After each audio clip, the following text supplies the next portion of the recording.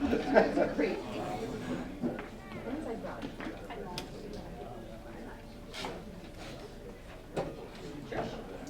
I guess we're going to get started. I want to thank you all for coming, welcome you to this first public forum for the now 2025 Comp Plan Committee. If you haven't already filled out the survey that we have pushed out, there are some flyers in the back of the room with the website and also a QR code, and it will be really helpful if you take the time to do that, because the purpose of this is to get your input into the process so that when we actually begin putting together the new draft of the comprehensive plan, we have the input from the public. We don't want to restrict it to the 7 committee members. We actually want to hear from you all. So let me introduce the committee. All of the committee members volunteered to serve, and there was an interview process conducted by the town board, and the following exceptionally qualified people were selected. Jason Burnham, just raise your hand. We're doing it in alphabetical order. Neil Hildebrand is all the way in the back. Amy Richmond, who I lost track of. Maureen Spalding, right over here. Just so you have a sense of the people on the committee. Amy's a professor at West Point and a member of the town planning board. Maureen is most recently chairman of the village planning board. So these are people who have some knowledge of what we're doing. We have Suzanne Von Drack. I don't know where. Oh, there she is. I can't see you through Amy. Ted Warren's in the back someplace. I'm over here. And we also have with us, we have the town planner, Kristen O'Donnell, right up here in the front. And I don't know if Dominic's still here, if he already. Dominic Cordisco is the planning board attorney all the way in the back. And we're really lucky to be working with consultants like Kristen and Dominic. They're very good at what they do. They're very experienced. And they're willing to work with us. So we appreciate that. Okay. The supervisor and I started talking about the need to update the town's comprehensive plan sometime last year. After the Treetop Project released their draft environmental impact statement and the public hearing that followed, it was apparent that an update to the comp plan was desperately needed, and that's why we're here. At this point, I was going to ask both of our consultants, but I'm going to put Kristen on the spot and ask her to explain what a comp plan is and what our objective is. Before we get to that. Oh, thank you. Actually, we're a little early on that, but we'll leave it up there. We're going to be totally transparent with the public. We've set up, or we're in the process of setting up, an email specifically for public input for the comp plan. This is the address, and by tomorrow I'll actually have it working. So if you have ideas, thoughts, dreams that you want to share with us, that's how you get it to us. Okay? Now, let me get out of the way and turn the floor over to Kristen. Thank you. All right. Welcome. I'm Kristen O'Donnell. As been said, I'm the planner for the town of Cornwall. I work for Lincoln Tully Engineering. What is a comprehensive plan? I could teach a course on that, but the very short version that will keep you awake is that a comprehensive plan is a roadmap, essentially, that lays out policy decisions for the town over the next 5 to 10 years. The last town comprehensive plan for Cornwall was updated in 2019, so we're kind of right in that range to start a new review. Comprehensive plans kind of lay out broad vision, lay out goals, broad vision statement for where we want to go. So we essentially will start, the committee have been tasked with starting by identifying where we are today, which I guess we can move to the next slide. That's kind of what that is, where we are now, where we are today, various demographics, and then we look at where we want to go. And that's, I think, the critical piece of tonight with your all assistance, looking at where the public thinks we should go, what is, taking the temperature on various different planning issues and categories, looking at where the public wants to go and what major issues threats, opportunities that the public feels are important, and then the committee will take that information and look at where we want to go and how we get there. And how we get there is the part where our committees can be coming up with recommendations, more specific recommendations, tangible recommendations, to get us to where we want to be. Why a comprehensive plan? Well, essentially, state law says that you should update it every 5 to 10 years, so that's essentially why we're here.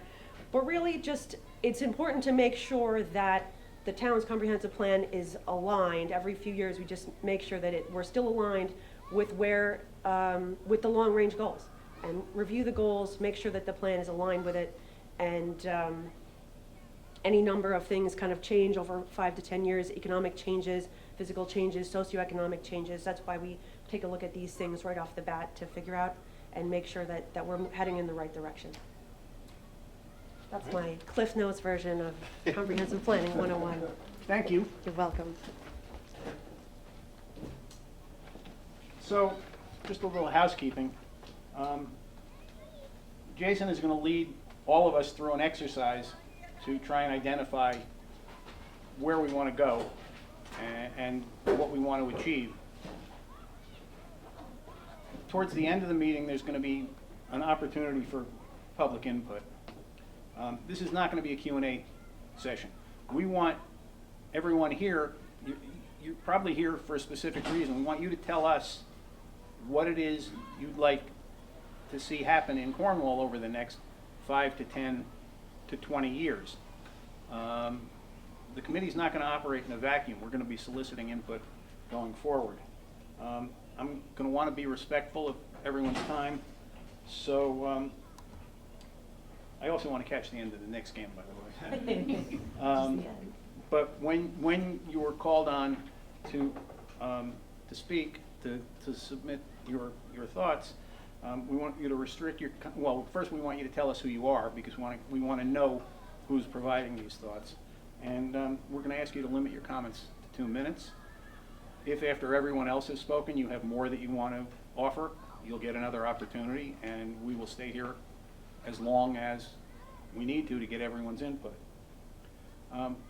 When the supervisor asked me to chair this committee, I made it clear that it would be a transparent process. As we showed you, there's going to be an email address that you'll be able to contact us with. All of our meetings are open to the public. They will be posted on the town's website. There will be a notice for every meeting. Tonight's meeting is being live streamed, and there's also an audio recording being captured, and that's how we're taking our minutes for every meeting. And the minutes will be on file with the clerk. So there's lots of opportunities to keep involved with the process. And at this point, I'm going to turn the meeting over to Jason Burnham. He's designed this exercise for us to get your thoughts, and he'll be able to explain it far better than me. Well, listen, welcome everyone. Yes, I am Jason Burnham. I'm going to help facilitate today's session. Now, I want everybody to be aware, we're going to have a very structured approach to tonight, but this is not your only opportunity to share feedback. This is just the beginning of a process, all right? All too often, when we're putting strategies in place, we forget to really anchor to a vision. Like, what are we really working towards?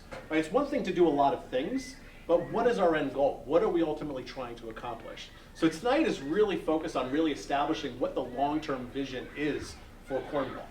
So we're going to have 3 different group activities today, and that's why these tables are actually set up.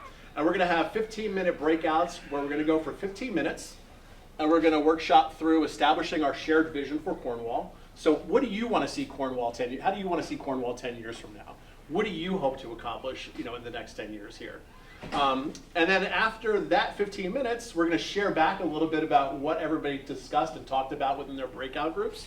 And then we're going to move to the second activity, which is really looking at what are our strengths and our challenges. So it's one thing to put forward our aspirational vision, but then what are those opportunities or the potential threats, as Kristen mentioned, that we have to be aware of, so that as we're building out our comprehensive plan, we're taking all of these variables into consideration. And then lastly, what do you want to prioritize in terms of like the immediate needs and the key focus areas? So we're going to have a handful of different categories that you'll be able to kind of vote on what your top 3 areas that you feel should be focused in on.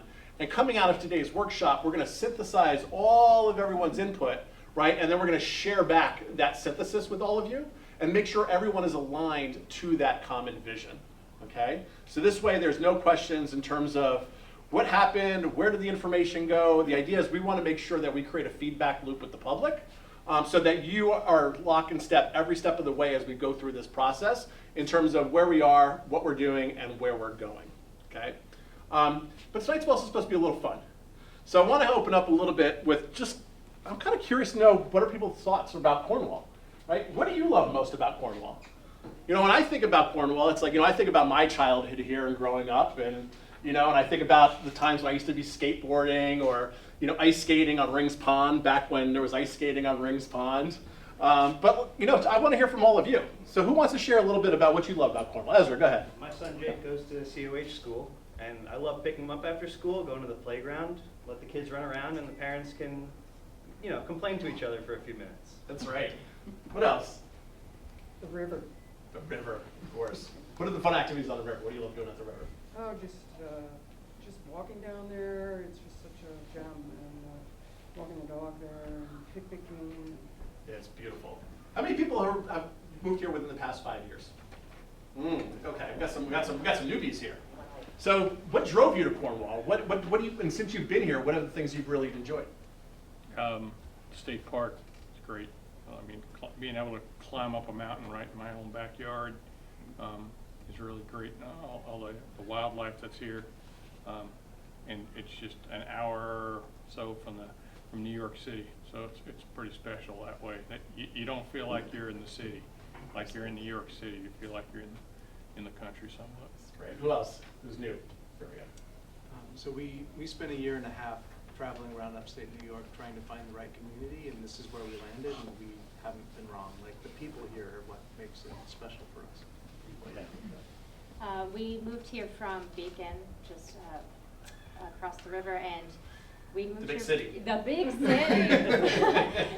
And yeah, we moved here primarily because we could afford a house, and that was before the prices went up. So I don't think we could afford it now, but we lucked out with that, but it was primarily the school district. So very, very grateful. Now, who here has been here your entire lives? Do we have any? Okay, Steve, Dick. So I'm gonna call on Dick first. So Dick, you're an old time. You've been here a long time. You know, so let's go back to like early days, early memories. Like, you know, growing up in Cornwall, right? You know, like, what was your experience like? What was it that you really enjoyed about the community? Well, I think the biggest thing was everybody knew everybody back in the day. And, you know, good neighborhoods, you could walk throughout the whole community. People were friendly. We had a dog named Shaggy. We lived on Hudson Street. Shaggy would lay down in the middle of the road, and the car would come by every 5 minutes and wait for Shaggy to get out of the road. But that's the way it was. We played ball in the road. It was very simple. And then gradually over the years, we've seen it grow and expand. But we've always maintained that hometown feeling, that character of the community. And in my lifetime, we haven't lost it. It's still here, and I think that's what everybody really senses when they come to Cornwall. Yeah, and you know what? I think that's a very important point, right? So, look, we all know it's like there's always that tension, right? New people move into the community, right? They want to, oh, why don't we have this? Why don't we have that? And there's people who spent their entire lives here saying, hey, you know, it's just perfect the way it is. But we need to remember that, you know, as a growing community, as an evolving community, as younger people have different needs and different priorities, we need to be adaptive too. But making sure that we don't lose track of our old town charm, right? We want to make sure that we're holding on to our heritage, holding on to our charm, while still making sure that we're adapting, you know, to today and also for the future that's emerging before us. Okay, now, one of the things that I remember growing up, which I really enjoyed, if anyone remembers 1988, when we all got together and we built the playground over here behind Town Hall. It was such, if you were, just for especially people who have not been here, you talk about that community element, I mean, this was an all hands on deck. The whole community came out, all generations, and we all worked together and built the playground together. And it was such a source of community pride that we all came together and really created something together. And through this process of just not just the comp plan, but the work that we've been doing on in the Economic Development Advisory Committee with the New York Forward Grant, we really want to use these types of opportunities to bring the community together. to have that sense of pride and work together and co-create the Cornwall that we want now and what we want to have in the future. Okay, and so I mentioned the New York Forward. How many people here were familiar with the New York Forward grant that we received? Get funding? Okay, great. Now, as part of that process, we took a very similar approach where we engaged the community, we put a survey out, right? We had a community workshop similar to this where people voted on their top priorities. And as part of that process, we also needed to submit a video to the state in order to share what the vision for Cornwall was and what we were looking to do with that money. And I want us to kind of anchor to this first. So if you'll indulge me for 10 minutes, we would like to share that video with you so you can start to get a sense of not just your experiences in Cornwall, but also taking inventory of all of the wonderful community assets that we have and all the things that we can continue to benefit from and want to make sure that we're also preserving and protecting as we move forward and building out the comp plan. Okay? Now, before we launch the video, we know there's this rub, right, like I said, between the new and the old. And the reality is this. We're going to meet somewhere in the middle. We can't go back 50 years, but at the same time, we're also not going to be New York, okay? So the idea is we're going to work together to make sure we can preserve that old town charm while making sure that we're still evolving and adapting and staying ahead of the times. So without further ado, I'm going to launch the video and give everybody 10 minutes to enjoy. Everyone connects with Cornwall in their own unique way. Whether your family's been here for generations or you stumble upon us during a day trip, there's an undeniable sense of welcoming familiarity that embraces you when you take a stroll down our main street. Our sense of community remains a pillar, which really is the charming cornerstone of our local heritage and our vibrant small town charm. Cornwall has always been a place of undeniable beauty and enchantment. Our community is enveloped by the captivating beauty of the meandering Hudson River and the iconic Hudson Highlands, nestled neatly around the world-renowned tourist attractions such as Storm King Arts Center and the United States Military Academy at West Point. We enjoy the hard-earned reputation of a close-knit, family-friendly bedroom community with excellent schools, which truly serve as a real enticement to young families. For this reason, we could not be more excited by the Highlands West Trail Connectivity Plan to link more than 93,000 acres of protected land to enhance recreational experiences, safeguard our natural resources, and support local sustainable development within Orange County. This plan recommends 21 conceptual trail and connectivity projects to connect the region's state parks, long-distance trails, downtowns, destinations, and public transportation centers. Projects will range from basic upgrades at existing trails and trailheads to new innovative trail projects, including ambitious proposals for developing a new multi-use rail trail and constructing a land bridge crossing the New York State Thruway. This plan reflects many years of collaboration with local and regional partners and serves as the basis for future planning and action to enhance and improve access to the region's stellar network of parks and protected lands, ecological resiliency plans. Residents and visitors can enjoy over 500 miles of trails connecting renowned natural, cultural, and historical sites, including Storm King Arts Center, Black Rock Forest, and the U.S. Military Academy at West Point, with easy access from the city. Aside from our beautiful trail system, Cornwall possesses two walkable Main Street commercial districts, some highway commercial zones, and some larger parcels with potential for the right kind of development. Yet still maintaining our green, healthy, active small town character. That small town feeling is bolstered by our quaint main streets that run along a major thoroughfare interconnecting the town of Cornwall with the village of Cornwall, replete with mom and pop retailers, restaurants, cool coffee houses, and merchandise shops. And abundant public parks and green spaces, all of which has led us to being named the best town to live in Orange County by Niche. Kids really thrive here. With an abundance of activities in our top-rated school district, children can walk into Little League fields or the town pool, explore nature at the Hudson Highlands Nature Museum, ride their bikes to a local ice cream parlor, or soak up some history at West Point and Washington's headquarters. During the COVID-19 pandemic, Cornwall truly realized its hosting capabilities and earned a top spot on the New York State map, as our community and its abundant outdoor opportunities were discovered by so many visitors for the very first time. City residents took advantage of exploring our myriad of hiking trails. Visitors and outdoor enthusiasts also kayaked the Hudson River via our kayak companies and also visited Storm King Art Center. Cornwall remains a superb destination for young adults looking to begin a family, put down roots, open a business, and discover a work-life balance.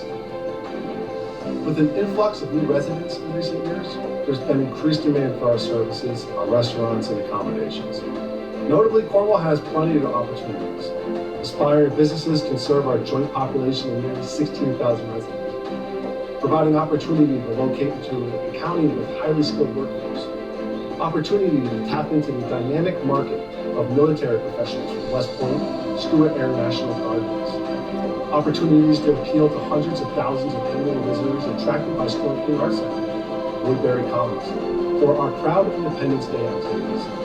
With new sound stages open and a county film office that's working very hard to attract film and television production projects from around the region, we are experiencing a welcome influx of commercial film adventures, including the talent of Cornwall being featured on HGTV's first season of Hometown Kickstarter.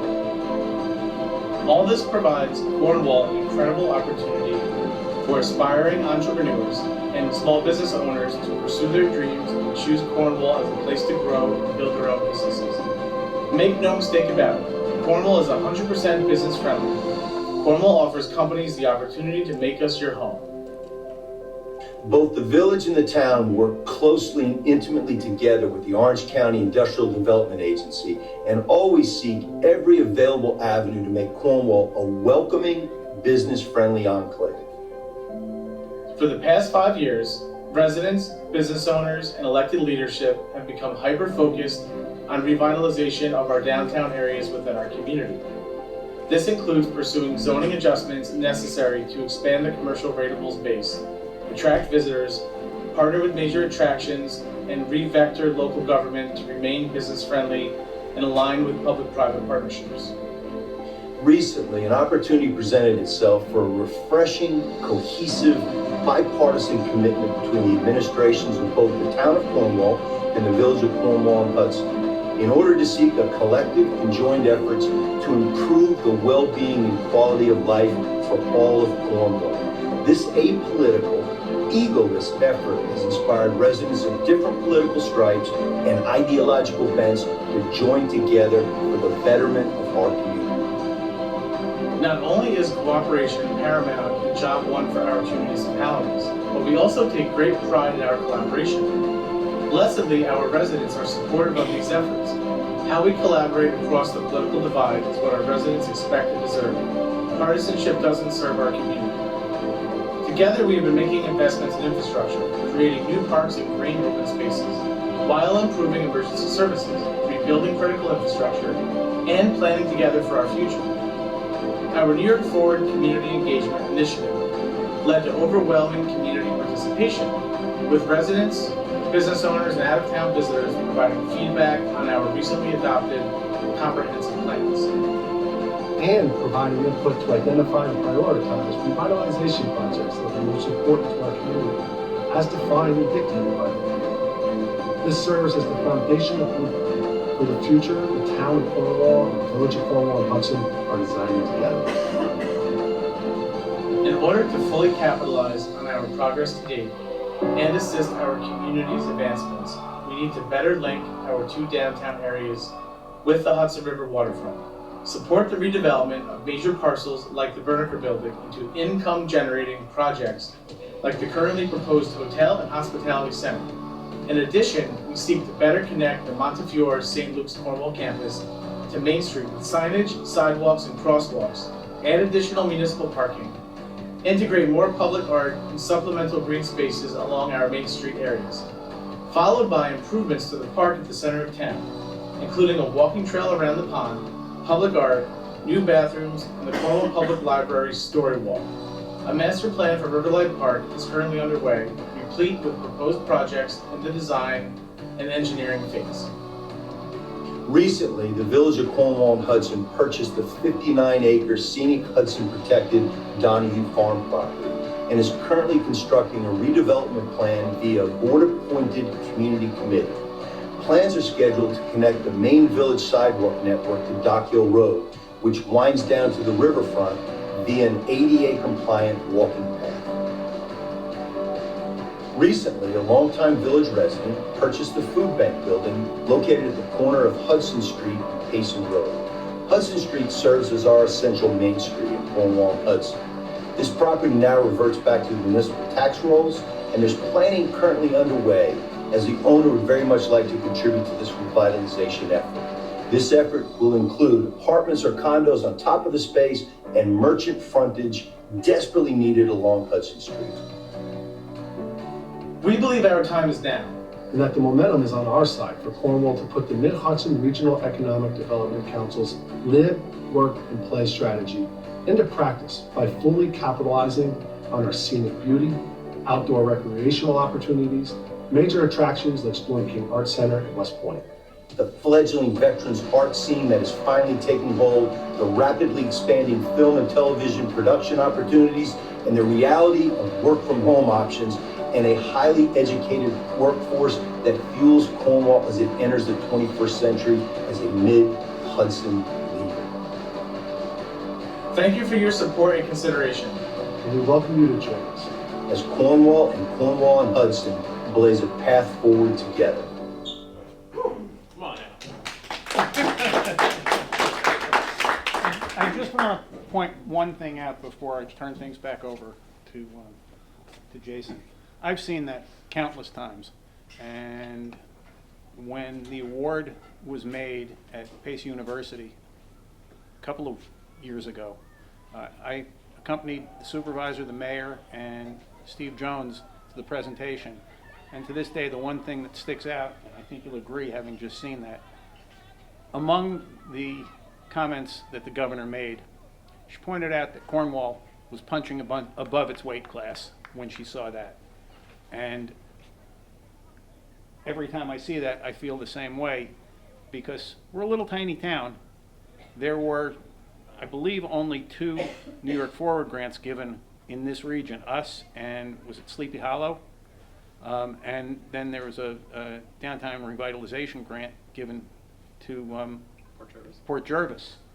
But we were selected out of countless applicants, and what you just saw in large part, and the work of the Economic Development Advisory Committee in collating data, got us between the town and the village, got us $4.5 million. And it's starting to become a reality now.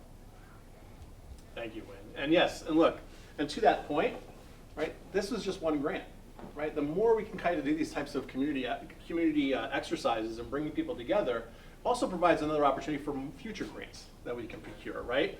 I mean, it was mandatory, even as part of this grant process, that the state wanted us to engage the community. They wanted to make sure there was community input. And so we want to make sure we build that muscle and put that into practice for all of our bigger strategic initiatives, right? I mean, as Wynn touched on, I mean, this was a big effort. I mean, we did, like I said, we did surveys, right? We produced the video, we did the community workshops, and it was the culmination of all of these efforts that really helps to secure that funding. But it really comes down to you, right? It really comes down to the community and how the community is engaged, right, in the process and the future of Cornwall, right? We can only do it when the community is engaged. Now, with that being said, we're not ignorant to the problem, the fact that we actually have some big problems in the world, right? We know there are big problems, and unfortunately, a lot of big problems are interconnected, right? And so as a result, right, solutions to these problems are also interdependent.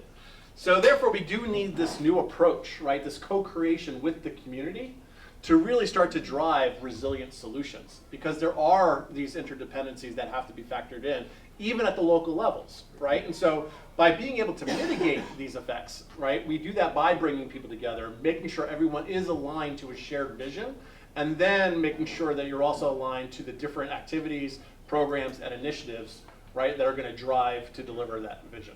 Okay.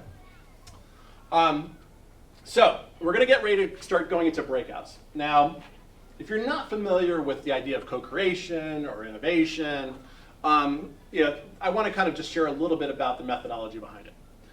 First thing I want to point out is change is going to occur whether we want it to or not, right?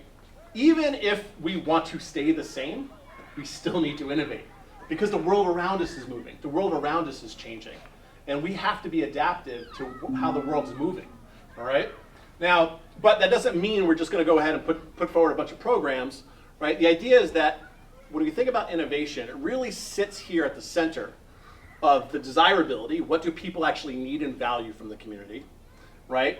The feasibility, right, which is it even economically and technically achievable?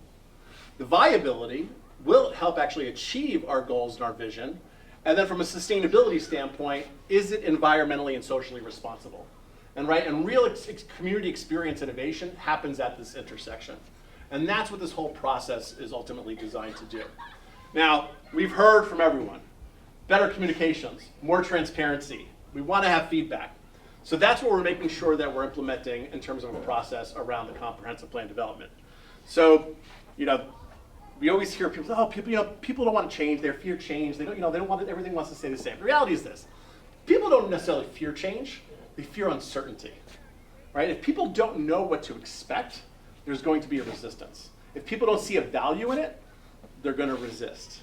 If they don't think it actually serves their needs, they're going to resist, all right? So the idea is that's why we have to do this together as a community. So the first step is really around establishing that vision, right? What kind of community do we want? And that's what we're here tonight to define. Then it's about establishing the needs. What do we actually need to achieve our vision? So like, as Wynn opened up, if you haven't completed the survey, complete that survey. It's a comprehensive survey, pardon the pun, it's for a comprehensive plan, right? But take the 15 to 20 minutes, because that's really what we're going to be using to anchor to establishing what the needs are in order to deliver to our vision, right? And then from a process standpoint, we want to make sure we're fully transparent every step of the way, so that you know exactly how your individual needs are driving the decisions and the priorities around the comprehensive plan development.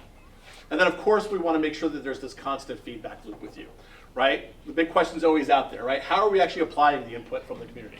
So we know people take a lot of surveys, people attend workshops, and then sometimes you may not always get the feedback. And so there's always that question in mind, like, well, whatever happened to that idea? Why do I want to come out and participate if my ideas aren't being heard? So it's going to be important for us to make sure that we're sharing that feedback with you, not just with the stuff that we're actually implementing, but also why certain things didn't get implemented. Right? We hear things all the time. It's like, well, I wanted this, we didn't get that, we didn't get this. 8 times out of 10, there's like a real justification why those things didn't move forward, right? But you don't know that, and so we have to be able to kind of share that and create that feedback loop with you. And then, of course, making sure you all are holding all of us accountable, right? So making sure that, how are we actually assessing the impact of our efforts? So as part of this process, we're also going to be putting some key measures in place too, so we can actually track our success and see how well we're actually marching towards achieving our goals. All right? So that's really kind of the process that we're going to go through. Is everybody kind of feel comfortable with that process, right? Kind of making sure that all the way through we're engaging you, making sure we're hearing everything, and also sharing back where we're at along the way. So now we're going to get ready to go into breakouts for our first exercise. So I want to talk about the first activity. So you see these tables set up over here. We're going to break out into 3 different groups, right? Feel free to pick which table you want to go to. However, once you pick that table, that's going to be the table you're going to stay with for all 3 activities. So we're going to spend 15 minutes, and the first thing we're going to do is establish that idea of the vision. And so I know some of the people in the background will be able to read this. So, imagine a Cornwall that you aspire to see in the year 2035. So think 10 years out. Consider the qualities, attributes, and characteristics of our community that would be most desirable to current residents, as well as future residents and business owners. And what are the goals and outcomes that would need to be achieved in order to realize your vision? So there's going to be 3 questions that you're going to see on these posters here.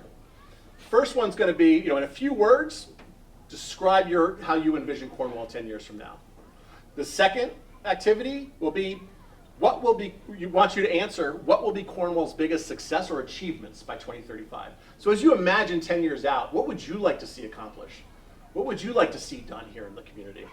And then lastly, what will Cornwall be known for, and how would people describe Cornwall? So some of our new folks, right, who have been here for less than 5 years, you had an idea when you were coming to Cornwall, right? There were things that incented you to want to come here to the community. So how, as you start to think about like how you would describe Cornwall to other people, right, the things that you love about Cornwall, well, let's capture that, because those are the kinds of memories and experiences that we're trying to work towards creating. And we want to make sure that not just for the current residents, but also for new residents and also visitors as they come to Cornwall, that they experience the Cornwall that we all know and love. Okay. Now, just to give you some examples, so you're going to have these posters over here that will be set up on the tables when we go into breakouts. So the first, you'll see the first activity in a few words, describe how you envision Cornwall 10 years from now. So a couple of examples might be, a thriving walkable town center with vibrant local shops and community spaces. Another could be a connected green community that celebrates its natural beauty and history. I bring these up as examples so you can see how concise we want to be, right?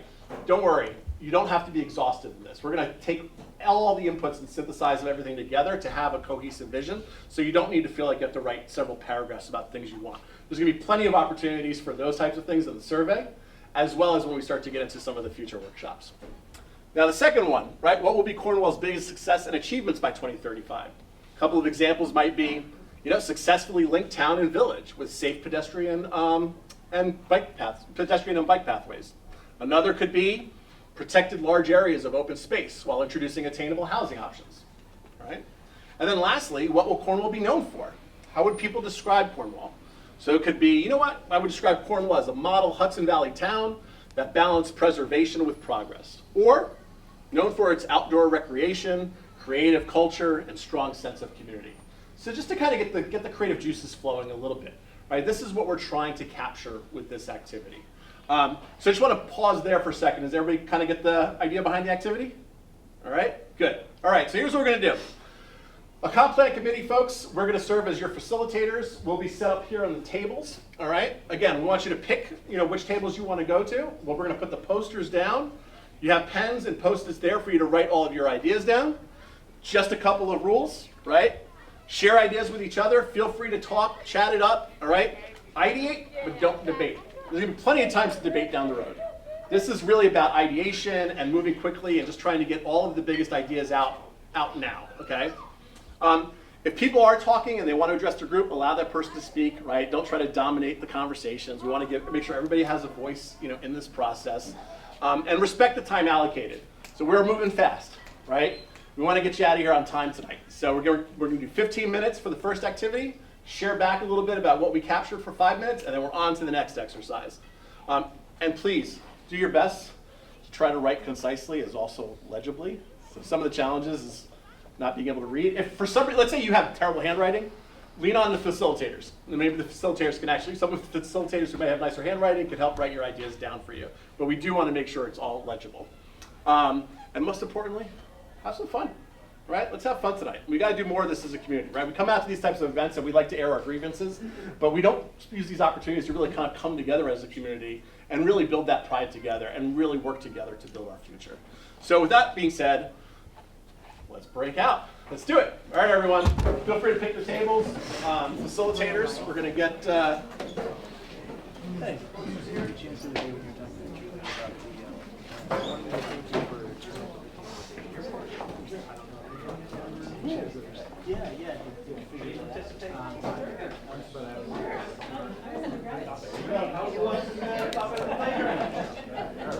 Forgive me if you feel like I'm crowding you. No, you're fine. I'm just hoping that my face is not like in the photo of everything.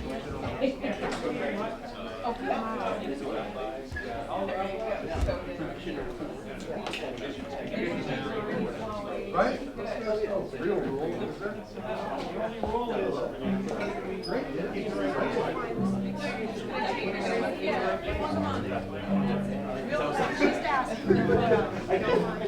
First I thought we were writing on the question, I realized Maybe that was buried and it's, spill over into another sticky, that's okay.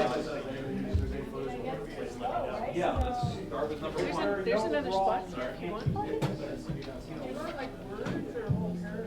And if anybody wants to pull up a chair, feel free to do that.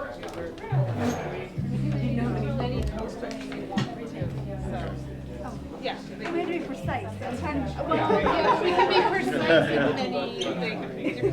Okay. That would be one idea proposed there.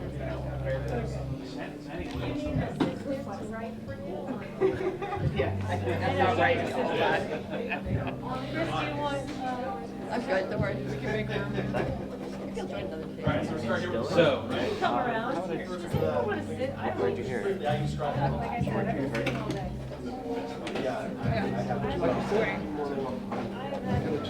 day. I'm happy to stand. Remove my reserve sign. and you're not limited to any ideas. You can keep firing off as many ideas as you can get done. Here, Ted. We got plenty of paper and plenty of ink. Yeah.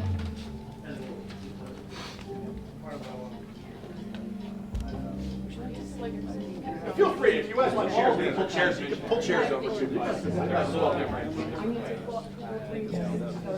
long as you understand the purpose behind this, we can synthesize your thoughts into the plan that we Breaks the silence. ultimately present to your town council. And I think, you know, this one sort of forces you to think positively, but if people have concerns about how people might think of Cornwall in, 10 years, there's no reason why you can't express a concern as well. Yeah, and if you have like more detail that goes behind, like someone's put affordable here, I don't know who put that, but yeah, I would like that too. But if you have an idea of what could we do, like what could we do to help that, help drive affordability? What does that even mean, really? Right, different types of housing, right? There's different ideas of that, like multifamily, single family, because all of the comprehensive plan also, it directs zoning changes for the town too. So, yeah, like if you think like that also, because what can be built? Yeah, lots of different perspectives. Different age groups, different things that people like to do here. Tell us how you envision Cornwall 10 years from now. Like, what would you like to see? Because I think it matters, right? What changes do you, like, how do you envision it as Cornwall? Connected, not connected? The second one is, what do you think would be our greatest achievements in the next 10 years? So 10 years from now, like, your example, we host the Olympics. Maybe that's all, not as... Random, I Yeah, random. But it's a good example in terms of what you think. And then the third one is, how would you like Cornwall to be known for? If your elevator, like, come up to you, where do you live? I live in Cornwall. What do you like about Cornwall? How would you describe it? And you feel free to put a number of different ideas down. And A lot of these. at the end of this, we'll get a consolidation. I feel like you guys can like shift. Yeah, you could, that's right. This is all about positive policy. You love about Cornwall. Maybe I have terrible knees, but this is like watching me squat. See, this is the guy thing for me and being a football coach. I'm just like, I get falling asleep. For 30 years, I can't, my knees have no cartilage. People actually are responding to them, yes. Well, and yeah, they're very broad questions by design, but I think, But ultimately, we're gonna find friends. yeah. Yeah, exactly. Yeah, we've got So this is what we need to do in the next 7 years. Right. We have green spaces, will we have more housing? All age groups are being represented. I think it's great. It's good to have ideas. Draw a map of Cornwall. What would you add to the map? What would you like what would you keep? I'm not gonna make any effort to read upside down. I will turn the right side out.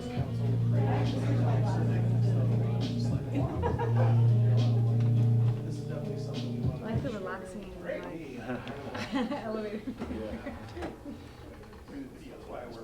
I know. I can't do it.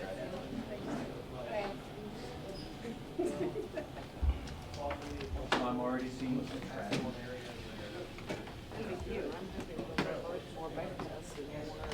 Bike parking, I bought an e-bike, I want to be able to go places. Right, there's no place to put it, but also, in my opinion, not as many safe places to go with it, because you don't want to take your life in your hand either. We're already. Yeah, but I didn't see very close accident, like close. There's another number we have to get to where kids, much more. And it takes, I mean, it that's takes something about that's 15 totally minutes. It's not a short mine was service. just about something this morning, and they made that part of their.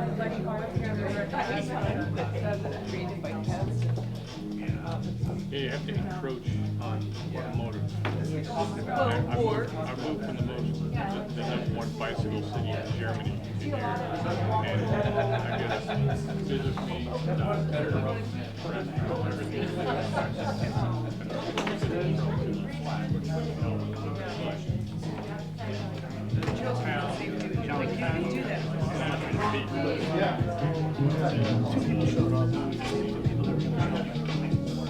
If I had it at 7 o'clock. Which just goes to show that people are they're off living their lives. My husband and I Me, so much this second question. Hope I'm here in 2030. Like success is an achievement. That's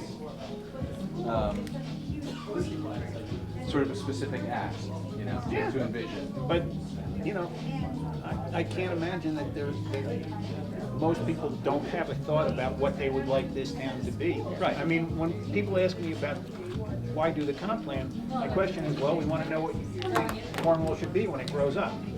And it's an evolution. You know, I mean, I've lived here for, well, not as long as Dick, but I've lived here for over 40 years. And I've seen change. It's very slow up until the point. But I think we're making greater progress now than we were 8 years ago. I'm not sure much is better in the world today than it was 10 years ago. 3 more minutes, 3 more minutes. I'm not saying better or worse, but I've seen change. There are some things in Cornwall that are clearly That's for sure. better. There's a lot of things that are concerning though, mostly around development. That's my personal 2 cents. I think it's like this. I don't think that communities are something. They're not persons that have a personality. They are who is here.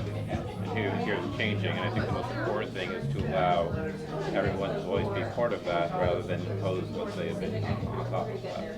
And I think a lot of the problems happen. And one reason why I talk about generally inclusive and balanced decision making is that I think just a conversation I had is that if you say just listen to Cornwall, there are some people who watch louder megaphones.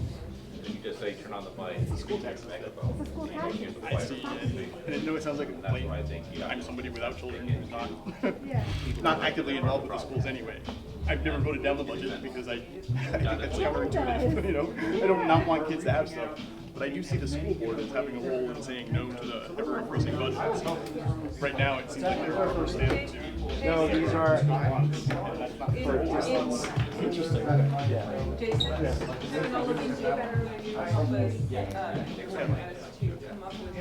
come up with. Yeah, we'll do it. Small enough group. So I figured, yeah. I mean, I'm gonna give everyone a minute or so to kind of share back sort of what they got. You know, so if you want anyone to be here. Again, that Kind of like Back to the Future when they have like this community center like area where all the business kind of surround everything. It would be great to like be able to Oh, I like that. especially because like the fall festival and like July 4th, it's hard to like get around. Don't talk about our neighbors. Yeah, People in New Windsor that are part of our school district that right. are not, they feel like they're. Yeah, it does feel a little exclusive. 2 minutes. Yeah, and that would help. There's no wrong idea. You know, private, walkable neighborhoods. And it'll be interesting to see how to implement some of these things. Yeah, but also what I was thinking is there's like a lot of little parks for like little kids, but there's nothing for like kids between like 8 and like 18. Like there's no places for them to like really hang out. So they'll ride their bikes and stuff like that. It's not like a fun place, like a pump track or a bike, something like fun. And you're also. Yeah, a skate park or a bike track or something. I feel like you're similar ideas.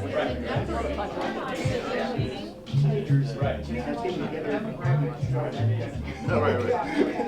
We drive to Vernon all the time and there's a pump track over there and we go to a Newport Jervis and it's just like a little pump track and we go, so it's like Races, new races business. for racing, creates people to come in and out, go to the coffee shop, whatever. It's just like finding activities for like Industrial park. Well, that's not gonna be specifics. These are kind of more of a big picture of how you envision Cornwall 10 years from now. So I'm hearing community, family-friendly, walkable, nature preservation.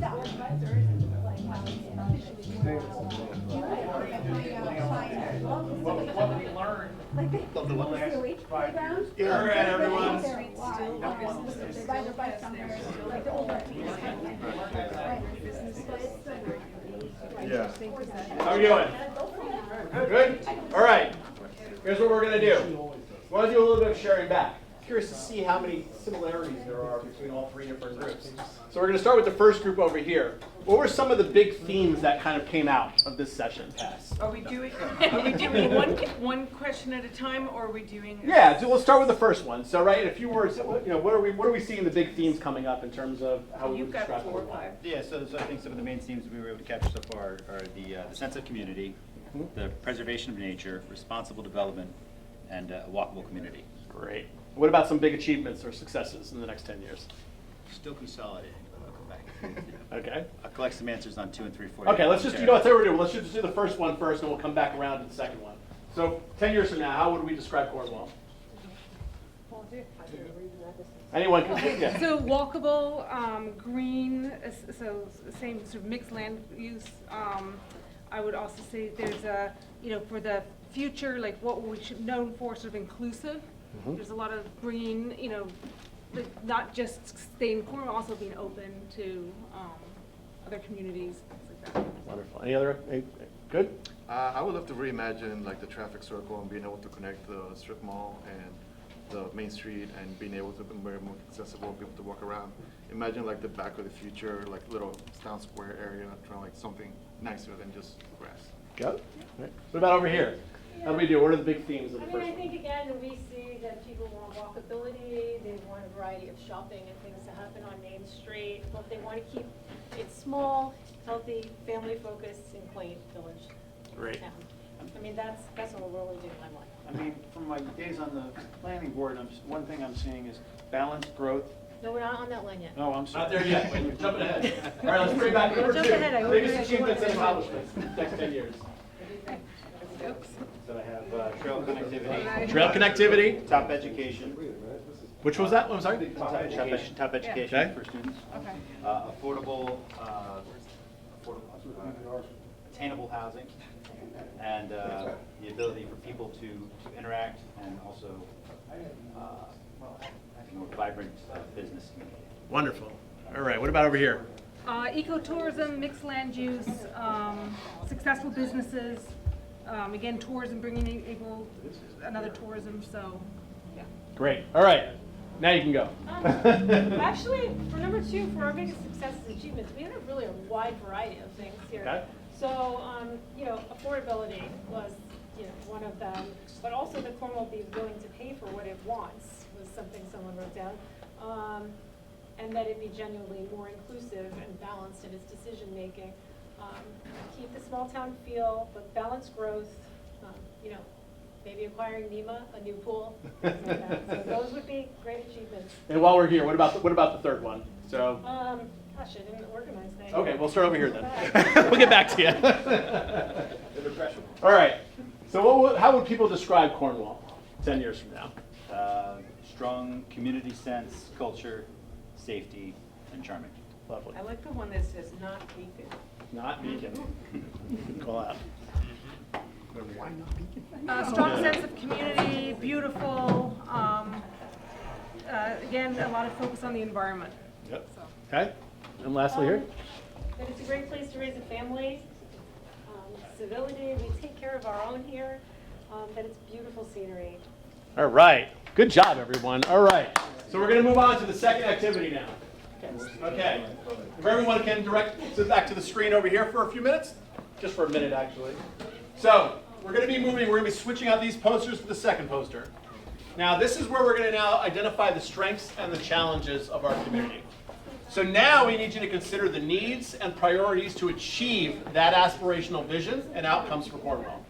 So consider what makes Cornwall unique and how we can leverage our strengths to create opportunity, as well as the challenges we must overcome and the potential threats that could hinder our ability to realize our vision.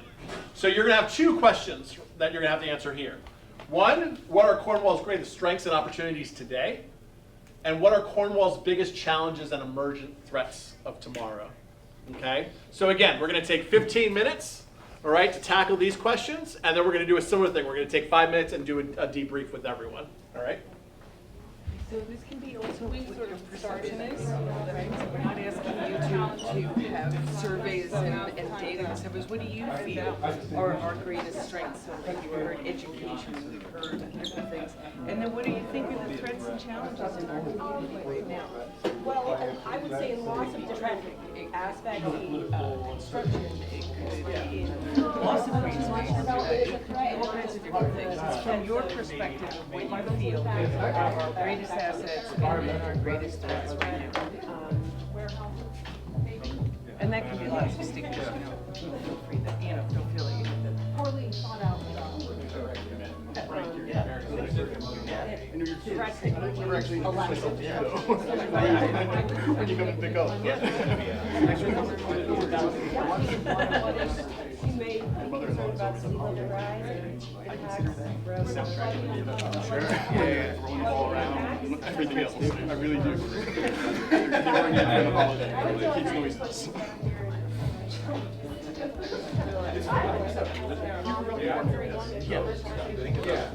Reputation is a difference, because the reputation is what people think. I think that is a strength. Well, the reality is whatever it is. So it's like what people say, don't worry about your reputation, worry about your character. One is real, the other one is what other people think, but what other people think does matter in terms of what you're able to do. Oh, for sure. Yeah, You gotta learn to read.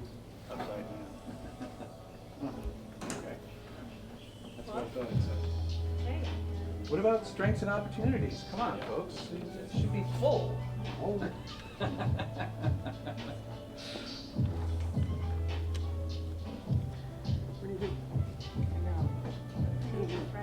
I mean, you're someone that People kept bringing up, older people kept bringing up a lack of housing.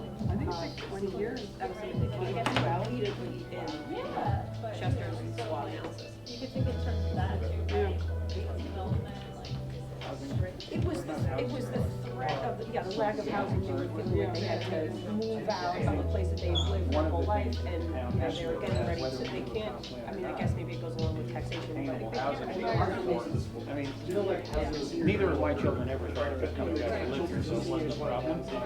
But there are young adult people who want to come back to live in their hometown. No, I mean, my son has a business here, but he's gonna live with me forever. Because it's expensive. It does, affordability does raise the question of like, what happens when you lose one or two generations from a small town like this?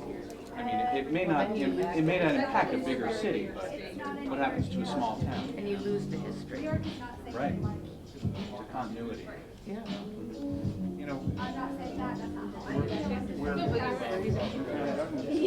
And yet the taxes are so cheap down in Florida and the schools suck. Right, so all of these problems that were threats or things that you're looking at, or to identify these concerns, are like, what's important to you? Because I've heard from now a couple people, speeding, traffic, but then someone else is talking about nature and preserving open space, buildings. So everybody views things from their world. I'm saying like to them. I live up on the mountain, so I don't feel the same traffic as somebody who lives in town, in the village. So, But there's a high degree of serious accidents there, which are also related to speeding. I would probably say that most of the accidents that we're seeing are user problems being determined by W rather than a speeding problem.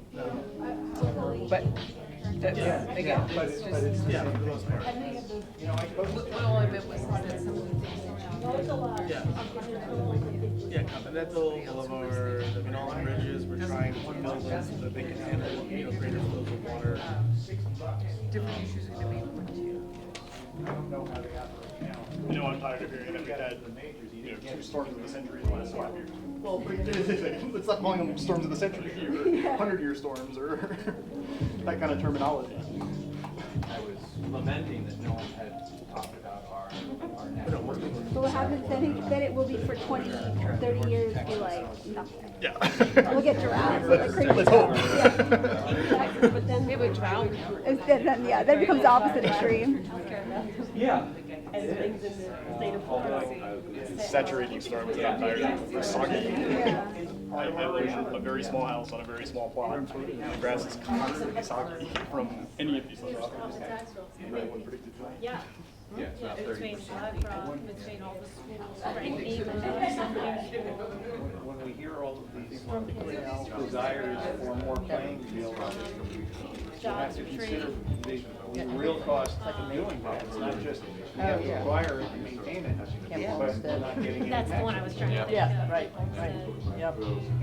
Yeah, there's some of that off the The art tax center. rolls could change in the future, some of it probably never change. I don't see any of it. Well, it's conceivable that, you know, depending on what happens with New York military, that some of that could come back on the tax rolls. But, you know, there's a lot of uncertainty on that specific property. Well, and it raises the question of where tax revenue comes from too. Well, you know, unfortunately, 2/3 of our taxes, which go to the schools, are, we fund our schools in a way that is ridiculous, but I don't think it's ever gonna change. If we funded our schools more equitably, like other countries, Cornwall will be a net loser from the new system. Right. So like, I would just say, be careful of what we're asking for. We're probably benefiting from what it is right now. It's also become a burden to a whole bunch of people who are forced to relocate. Software now, like, so it's gonna be kind of a double-edged sword. I think one thing that's being discussed a lot. Applicants submit digitally. As well as the fact that Billings via the software, never managed to escrow. Right, I was actually comment your town at Thompson, I think, Chuck, they set out their agenda for live stream. And you get the agenda in your email, and there's a live link, and you click on the link, and someone goes directly to that particular application document, which. I think this system allows us, we're actually starting training. Oh, so it's new? Yes, yeah. Well, the new software, the new software is new, but we do have all the big projects on the website with links, so if you want to find all the stuff on the hotel, there's a whole separate tab.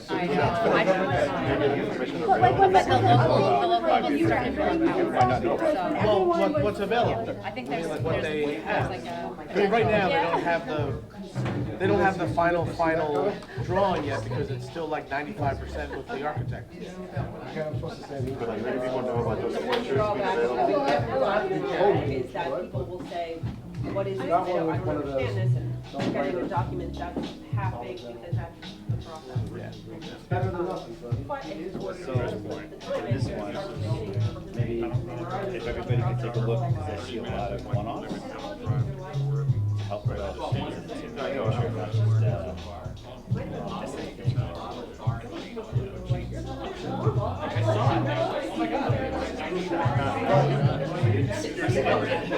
I didn't have to drive to True Valley.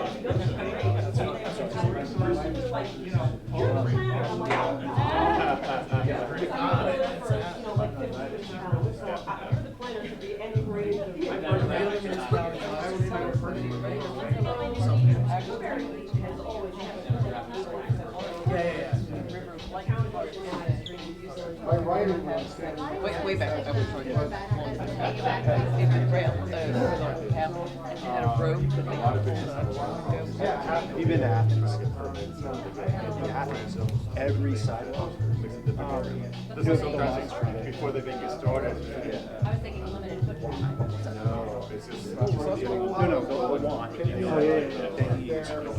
5 minutes, everyone, 5 minutes.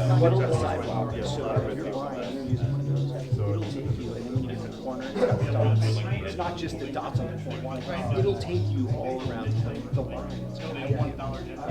It's incredible. It's on every side line. Throughout on both sides. Got all that. There were so many people against it. I love it so much. I love you.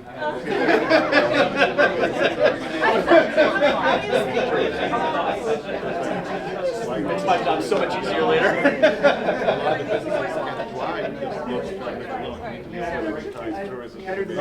though. You can spend your money on the lead. Well, then more connection. Right. I would love like a shuttle that can go to some changes in the town. Let's put that, they have it trained for the art center. But you could get dollar store like stuff.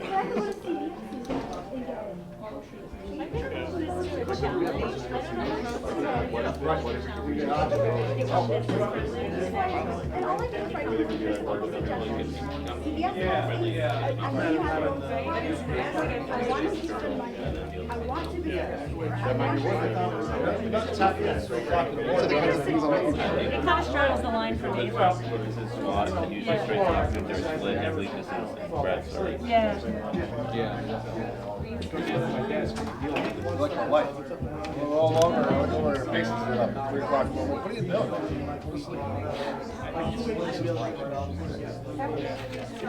Or joking. Virgin friends. Sarah. The only thing we have, we don't have more biggest property. Oh. Jason's using it. Which does a very efficient job. So those are the last time we use we rotate those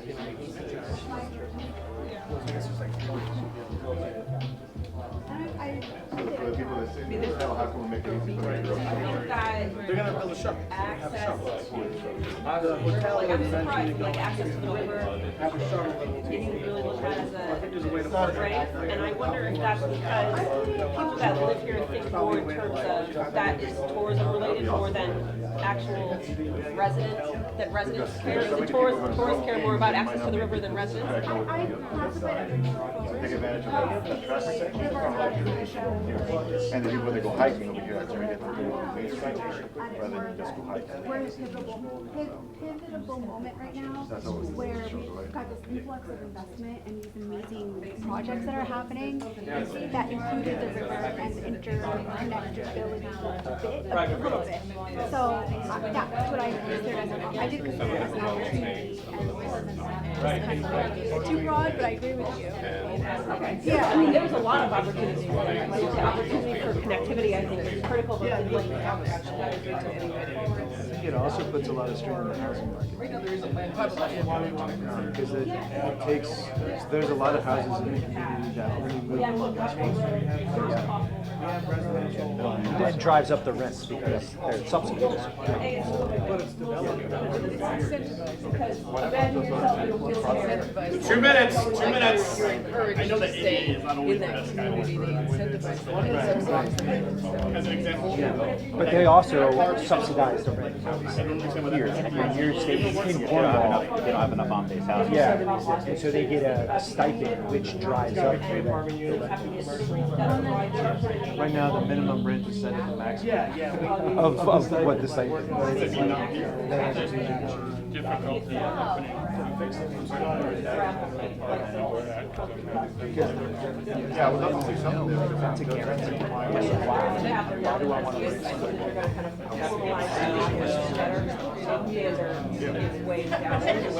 That is one of the New York Forest plans, so it's also somewhere at the village or town.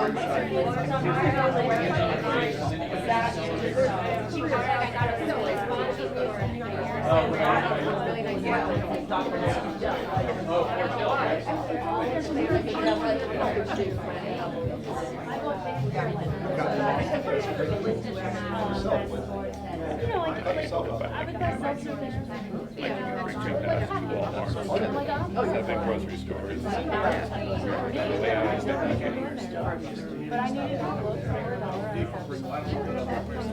But you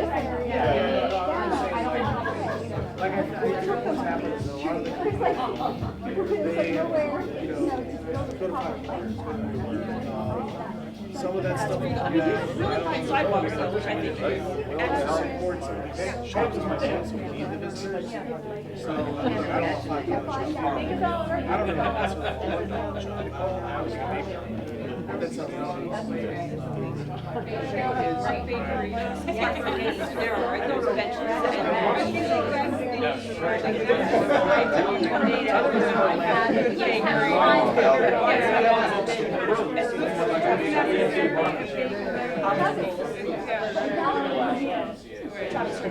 Much more pedestrian friendly, yeah. I would love to see like Main Street be independently, Tokyo, Jersey City, city scale.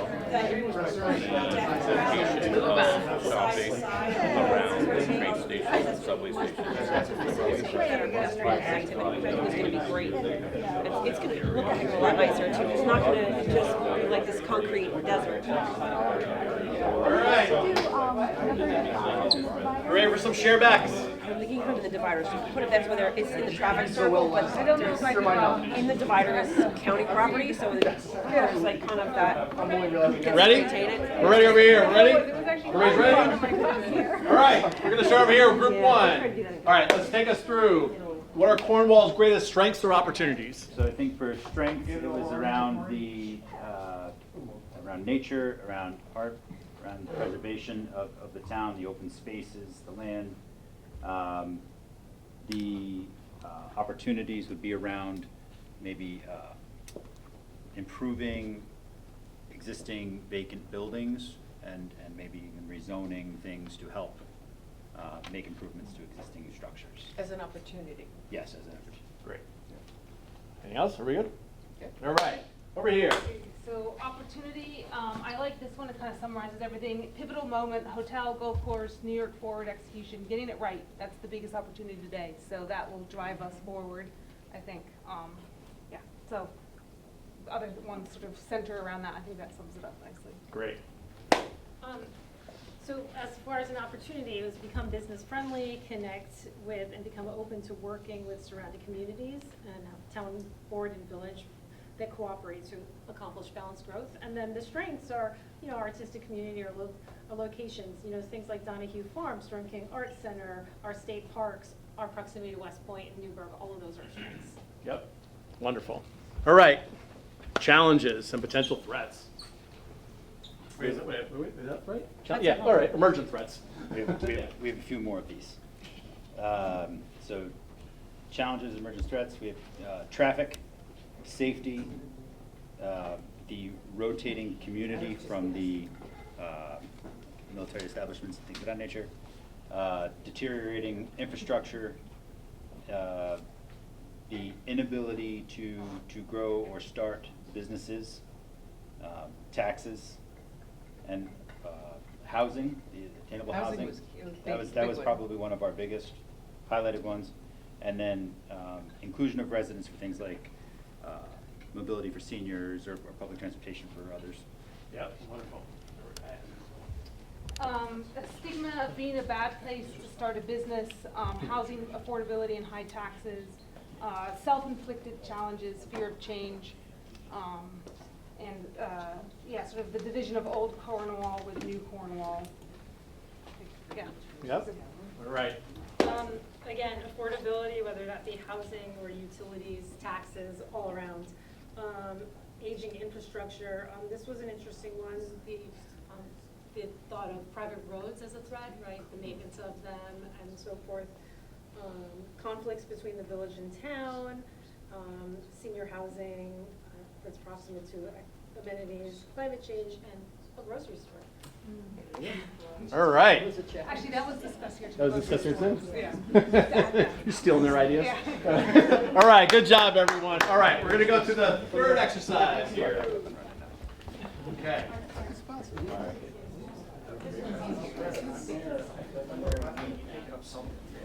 All right.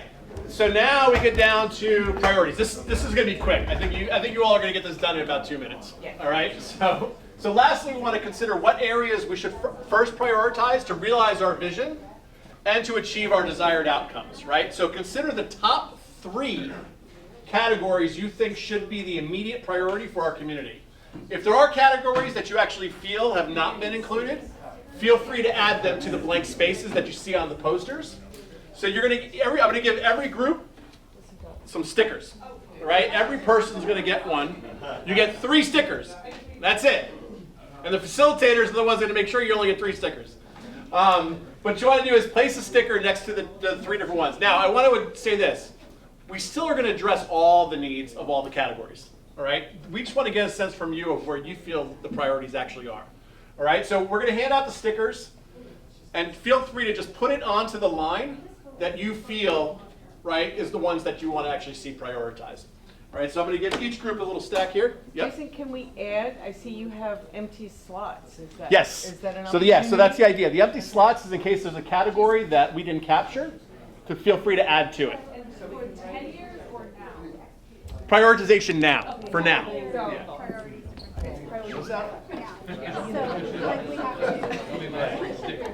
That's not right. Jason, can I have the stickers? No, you cannot. So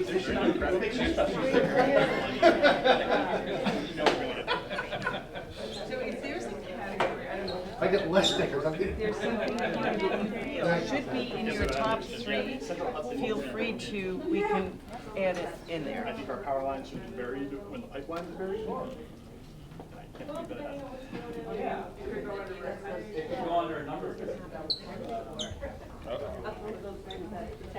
What do you do when you only have one left? Decision. Choose wisely. Yeah. I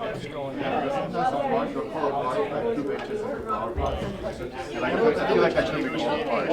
They said we'll do it. You also have park. I would say, just pick your own category. They're more difficult. So recreation, parks and trails, like I would love to see like a skate park or something Yeah, I like think that. that's probably part, because we can even write that in as a caveat, that like parks, you know. Yeah, for like teenagers Yeah. and things like that, like that's what I'm like looking for. And how are these two different? The cable, old fiber reclamation project. So I think, you know, I think like I think of the arts initiative, like the sculptures that have been placed around town. They're to drive towards. True, these are very much related, but this is like, these are more like more permanent parts of the. Like decorative, like Yeah, parks yeah, or exactly. whatever. But yeah, that. Stickers, committee members might get. You should. By the way, my stickers are stuck to the table. Yeah. You want some? I really. No, I don't think we get stickers, do we? I don't know. Yeah. He'll say no. They have to ask him. Because I want to put stickers on it. Ted, I think that we can put stickers. We can put stickers on? Why not? Yeah, I mean, we should. Yeah, you guys are allowed to. You're part of the community, aren't you? You can put the stickers on for other people and get the whole fun of it. You just give me 10 stickers and I can put them on for you. The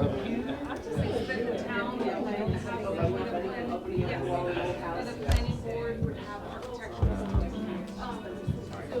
But really, there's no architectural.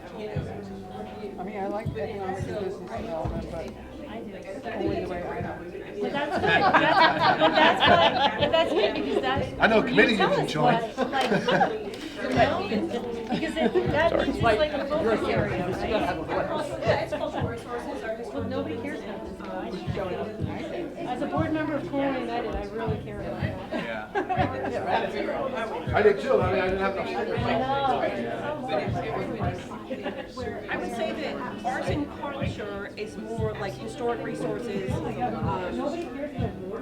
Arts obviously is its own category, but I think I think of arts and tied to tourism more than any place else because of Storm King Arts Center. But I would say Storm King Arts Center is $5 million coming to town to handle some of that, so I was like, that's my least priority. But tourism is like major. Yeah. You guys benefit so much from, I think, It's getting West done Point. anyways. I know Stop it's here. allocated. I think is that important. It's like the hotel project that was recently approved. That's going to drive tourism. I think that. Yeah, so a lot of these Is that important? Is it important for you from people from outside the county? Yeah, I think that falls under arts and culture. Oh, no, you think architecture falls? Yeah, that's a cultural resource. I don't know how I would say that. Well, no, see how I see it Theme. is music, Done. So you mean, and like, how would you title it? Yeah. Advancement of walkways, yes. No. You know, that's, so these are the battles I have within when I'm going through all of these pieces. That's a good question. I mean, so first of all, only first of these meetings, just try to, so I would tend to think of it as a thoughtful expansion of trailways or public access with environmental oversight, you know, to ensure. So a concrete path around Rings Pond is probably, the runoff is terrible. The lake is right there. That's probably not what you want. You want the water. Yeah, hold on, really quick. Committee members, you are a citizen and a resident of Cornwall as well. So if you want to throw stickers down on the board, you can as well. You can each get 3 stickers. Also, I think too, like, see now it changed my flow. So now we I wouldn't say control, that's not thoughtful. I mean, to me, control means now you're put it over. I think it's, what do we want? What is that not? I think let's be thoughtful about, like, some recreation. There aren't enough descriptors. I need more stickies. Well, that too. Well, I think also, you know, this whole thing starts with, you know, it's going to start big picture. Yeah. And then, so like, okay, economic development, this is super important. Okay, then you get into what kind of development. So economic development is important, and then the next phase is, okay, what kind of, right? So then the group comes back together, and then you can hash out. Yeah, we want thoughtful development, you know, or we want starting at the highest level, your entire block. Yeah, we want Not maintenance, it's something that would just, the preservation. Facade. Facade, like something, yeah. I made technically my first. Yeah, it's aesthetics and then. Branding, the town branding. I would, yeah, like downtown revitalization or something like that, like figure out funding. Good, absolutely. Use all three. Yes. And then you get your acre aesthetic. That's where I go for my. That's right. I mess it up too. I mess up aesthetic regularly. Like a really great. Thank you, I'm correct.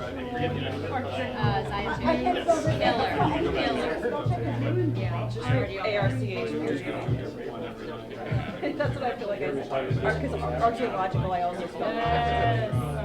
There's so many. Like the turnovers also fast. Yeah. And building code is really.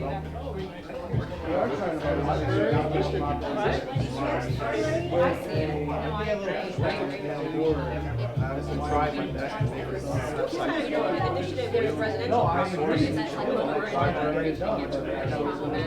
See what every downtown meeting is a safe problem. Speakers called. Yeah, we have like. How we doing? Is everybody good over here? Yes. All right, 2 more minutes. Should I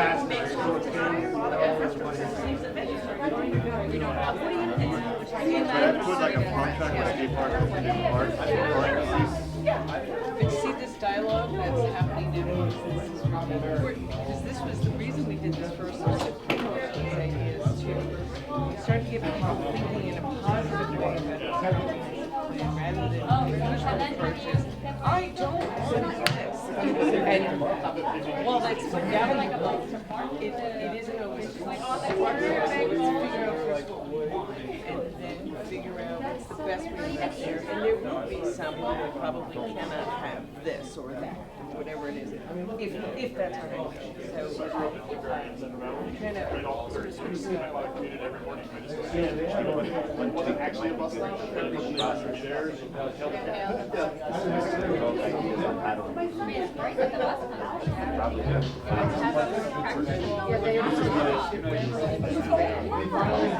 There is a called Salisbury Billboard.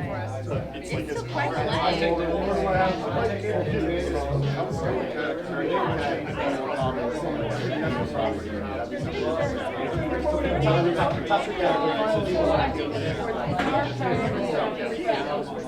Well, over there, They're knocking down houses too, because the one girl that works at Peters. You guys ready? Good? All right, everyone. Yes, sorry. That's like, And with that kid, you're bringing your vision statement. All right, here's what we're going to do. We're just going to have you read off the top 3 categories of your group. What were the top 3 categories that your group voted on? So let's start over here. Well, we have a 3-way tie in second, so. Okay. So open space and environmental protection was number 1. Housing opportunities, economic business development and growth, and recreation parks and trails were all tied for second. All right. Let's see if we got some tiebreakers over here. All right, open space and environmental protection was number 1. Number 2, economic and business development, and then number 3 was tied between recreation and parks. For example, to include pump track and skate park, and then that was tied with tourism and local accommodations. All right, wonderful. Number 1, again, open space and environmental protection. Number 2, housing opportunities, and tied for 3rd place, economic and business development growth, recreation, parks and trails. Wonderful. All right, everybody, give yourself a round of applause. Good job. All right, we're going to make our way back over here now. Good job. Okay, all right. Good job, guys.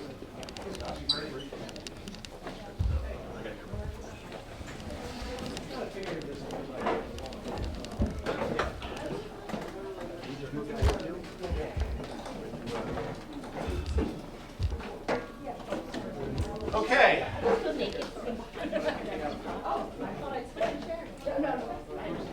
So before we get into open mic now, where you can kind of share back any thoughts and ideas that you have, I just want to point out, how did everybody feel about this exercise? Feel good? Great. All right, good.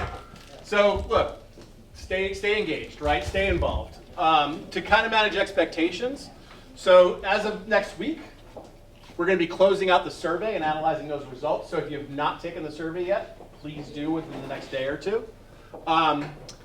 We're going to take all of this input from you and we're going to synthesize it all to really update the vision, the needs, and what the priorities are. And that's kind of the first step coming out of today. It's just anchoring to that.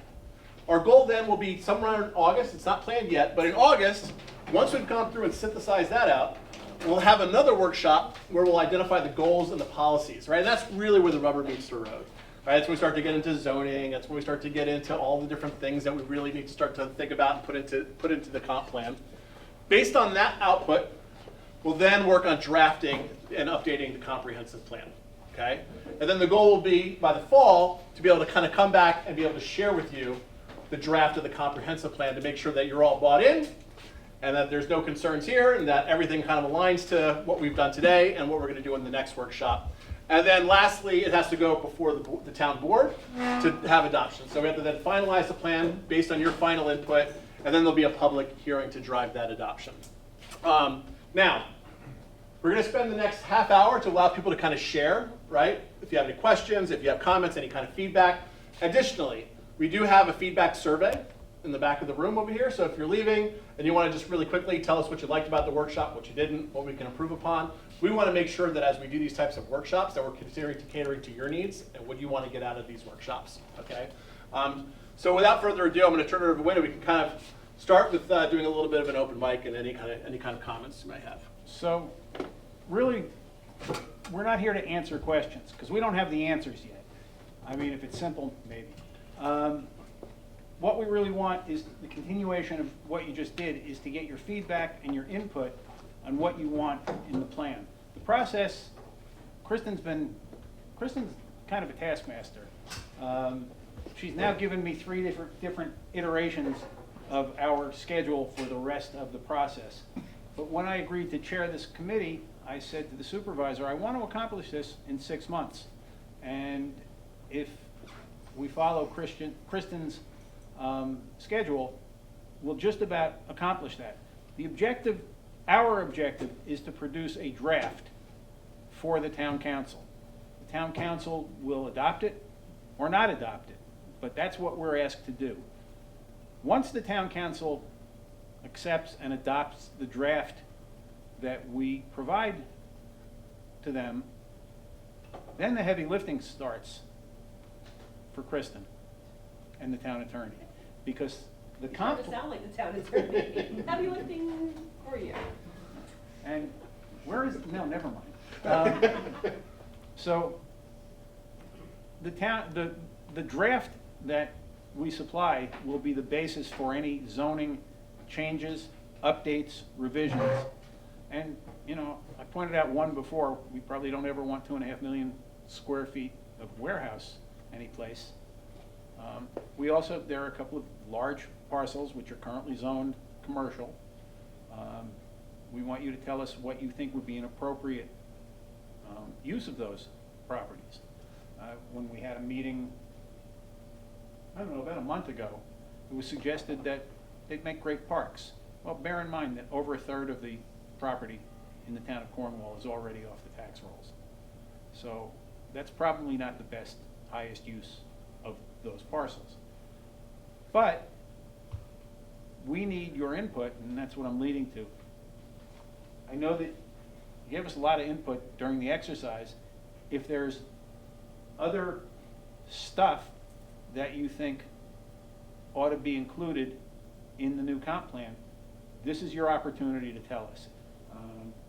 Jason's recording this. I'm going to ask that you give us your name and keep your comments brief. Ultimately, they will become part of the minutes that will be on file with the clerk's office. So, you know, fire away. Scott. Scott Teresi. I just had a question about all of the work that was done with the New York Forward. Are you taking that into consideration? When I know there was a lot of vision work done in that exercise. Is that are you taking that into consideration as you work on the comp plan? Yes. Yes. Yeah. Okay. Simple answer is yes. Perfect. That's all I need. Kristen has put together a document which will ultimately go up on the website, reflecting what was accomplished after the previous comp plan, and also we now know that some of what didn't get accomplished will be accomplished as a result of New York Forward. So that information will go up on the website. Quite frankly, I just asked the supervisor this morning how we do that, and I don't have an answer yet. So once I know how we do that, there will be a lot of material available to the public. As I said, this is going to be a totally transparent process. There isn't going to be any subterfuge here. And again, I'll emphasize, our meetings, which will take place on the second and fourth Monday of the month in the town hall conference room, are open to the public, and there'll be a notice posted on those too. Lynn, Yes, is the comp plan, the current comp plan posted on the town's website? it is. Because if any of you have additional thoughts, right, it might, and I'm not sure, it's a big document. Some of you may have read it, some of you may not have, but I would encourage you to go and take a look at it if you haven't, because it might give you some more thoughts that you might want to share with us, so, it's not that hard to get through, if you have or haven't, but, The comp plan's 80 pages long, but there's a lot of tables and references in there. I helped draft this, so I know what's in here, but I've still gone back through it and made notes. It gives you an idea of what a finished comp plan looks like, and then if you feel compelled, you can then send us your thoughts about what is missing in there. So to add to that, I think this with the document of what actually actions have been taken since 2019 will give everyone in the community an idea of what work was done and what work still needs to be done, and what direction we were going in then, and now you can decide if that's still the direction that we feel that we need to go in, or if other changes are needed. And to that end, there is also now going to be that email address, so there is a possibility of open dialogue at all times. Whatever information we use and have, you will have access to, so that you can take a look at it as well and give us input as we go. The emails are going to come from me. I'll read it. I'll figure out who's best equipped on the committee to deal with it. I mean, you're not going to just get an answer from me. The whole committee will be responding. So, feel free. Once it's up and running, it's there until we're done. Sir? Oh, Lucinda. Hi, Lucinda Poindexter. I just had a question about process, because I worked on a comprehensive plan in Chester, New York for a while, and they like had it split up into committees, like, you know, who's interested in housing affordability or business, economic development. So the comprehensive plan committee will be working on each of those pieces. As we go through, the way Kristen has recommended that we do this is at each of our meetings, we take 1 or 2 chapters from this plan and basically, you know, analyze them. We are not writing a brand new comp plan. The 1919 was a new comp plan. We're doing an update. 1919? I'm sorry, 2019. Hello. It really is updated. I took that picture. Isn't that cool? I took that picture. Nice picture. Anyway, that's weird timing. So this is an update to the existing plan. There's lots of good stuff in the existing plan, but clearly there's some holes in it and we need to plug them.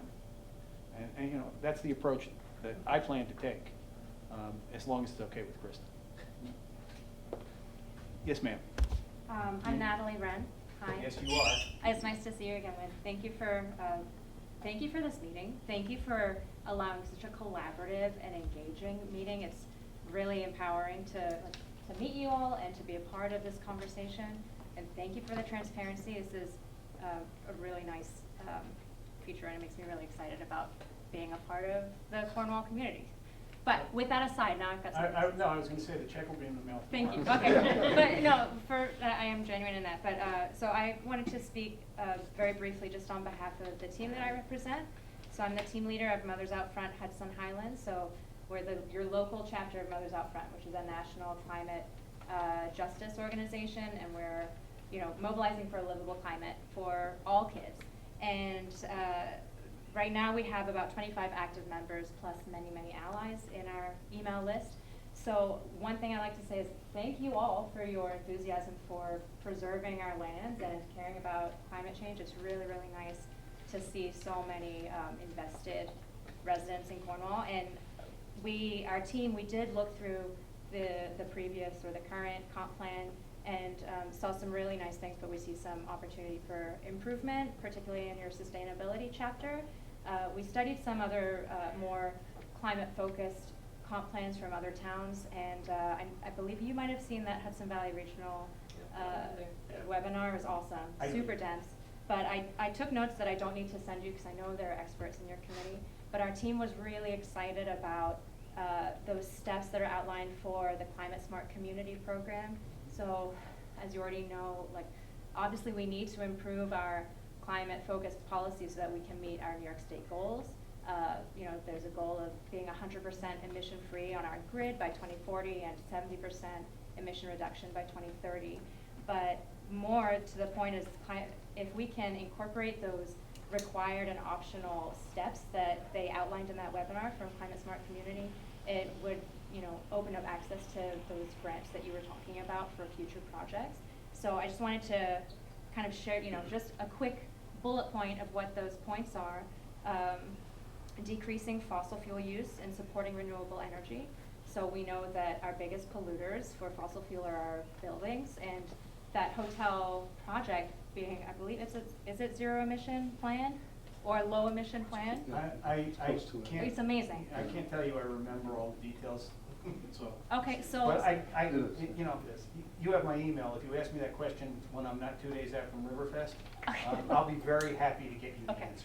Well, so my point being that we are seeing a successful project in the making, and we can take that as a model for our future development. That could also include establishing zero emission goals for future development projects and establishing funding for clean energy projects in the future. Promoting climate adaptation. We all know about the challenges that we're facing today as well as the 10 years from now kind of scenario. And so establishing funding for that and identifying specifically what those challenges are and how to fix them. Supporting alternative modes of transportation. So I don't know if there was a conversation about promoting bike lanes, or there was connectivity between the art center and town and so forth. These are all things we'd love to see. Forward section. Great. The smart growth principles and land use policies, ensuring that we have compact design developments to preserve those open spaces. I know you're all tracking this, but I'm saying it anyway, just for the minutes, I guess. Conserving natural areas, so that's identifying and protecting our natural areas and open spaces from development, but also incorporating all of these, not just in the sustainability chapter, but throughout your whole plan, obviously. Promoting healthy and safe communities, so that's weaving health and safety throughout the comp plan to include at-risk populations, and focusing on air and water quality, traffic and road safety. And then the last one, which I believe was a required portion of Climate Smart, to get those points, was fostering equity. I don't know if there was a lot of conversation about equity and diversity in this conversation tonight, but incorporating the concept of equity in our strategies for housing and transportation and recreation and so forth. So I didn't understand half of that webinar, but that part I really enjoyed. So I'm happy to share my notes, but you already have the slides, I'm sure. So great. So thank you very much for your support of that. I just want to point out how fortunate we are to have Natalie and her group as part of our community. They are already making a big difference, and I'm optimistic that they will continue to. So thank you. I wanted to sort of, based on what Natalie was just talking about, I wanted to plant a seed, which may be a pipe dream, but something that I've seen being done in other communities that have updated their comprehensive plans, and that is, and this requires resources, foremost among them volunteer energy, but the idea of having a comprehensive plan committee that is not just, a comprehensive plan committee that is working after the update is done, basically. A committee that meets regularly and interacts with the town board and sort of comes up with projects and ideas for things to happen in the town and the village that sort of mesh with the comprehensive plan or are informed by the comprehensive plan. Action plan. Yeah, basically, exactly. Well put. Just wanted to plant that seed. We'll see down the road if that's something that's possible, but it's something I've seen in other communities, and it's very effective. I think it's a great idea. I'm a checklist guy, and we're not far enough along on this checklist for me to be thinking about the next checklist yet. But I mean, I've already told the supervisor that when we get past the accepted plan, I want to be involved in the conversation that Kristen and probably Dominic at that point are going to have about the new zoning, and he's fine with that. So, there will be follow-up. It's just, it's a little further down the line. But, yes, Oscar. Hi, my name is Oscar Rivas from Cornwall, and I want to commend you guys on the visibility of it all and having the live streams and the communication that you guys are putting forward. I think when it comes to a lot of this project, that's very key to make sure there's transparency going on. But my recommendation is, right now we're so saturated with so much content and so many different things going on that we got to try to find ways to make it more engaging so that people are really getting information. Because sometimes when we go through like a Word document that's just posted, sometimes people are just kind of breezing through it. So maybe going and getting some Canva templates that might be helpful to spread that information. And I would also encourage you guys to have different events at different times in different ways. So you can attract a greater, broader demographic of the town. As we saw tonight, there was a Little League event going on with lots of parents going on. So there's a lot of different times where they might be available. So maybe having like a virtual event, maybe having an event on the weekend or something like that, so we can try to create a greater demographic to be involved in this process. Thank you. That's a great suggestion. That can't be it. Christian. So just, I guess, an observation, and one observation is just this kind of process is we have a lot of things that are all desirable, right? We want open spaces, we want affordable housing, we want good schools, we go down the list, and I don't think anyone is against any of the things that anyone prioritizes. But some of these things eventually are going to, are not necessarily compatible with each other. And I think that, or are going to be difficult to be compatible with each other. I don't want to say it's not possible. But I think that we kind of have to look at some of those things because part of having open spaces does affect the affordability of housing. And so, okay, how are we going to resolve that? Because we want both, but which one are we going to choose? And efforts to address one might undermine our efforts to achieve another. And I think that has to be part of, hopefully it's part of the discussion and part of the document. And just the second thing, as someone who took this survey, there are two kinds of surveys. There are surveys that manufacture public opinion because there's already kind of a direction and you want to say this is what the public feels, and there's that. And there's surveys that are meant to say I want to find out what's out there and I don't really know what it is yet. And I heard you talking about statistically significant by getting to a certain number of respondents. And I said this in my group, and I think it's kind of true, is that self-selection to take surveys is a major reason why you tend to get surveys that get the result you want. And I would just say that look for other forms of information, and when you analyze a survey, that it's not statistically significant unless the respondents are independent. And you could have 1,000 responses, and if they're not independent, you're going to have, let's say, a biased picture. And I think that has been often an issue in Cornwall. And as you go forward, to always believe you have blind spots. And if you know what they are, they're not blind spots. And it's for other people to point out where your blind spots are. And I think that would be a good part of the process. Thank you. Michael Baldy, I just have a question with regards to when you take all of this information in to develop that draft for the comprehensive plan, how do you factor in external forces? Such as? Housing.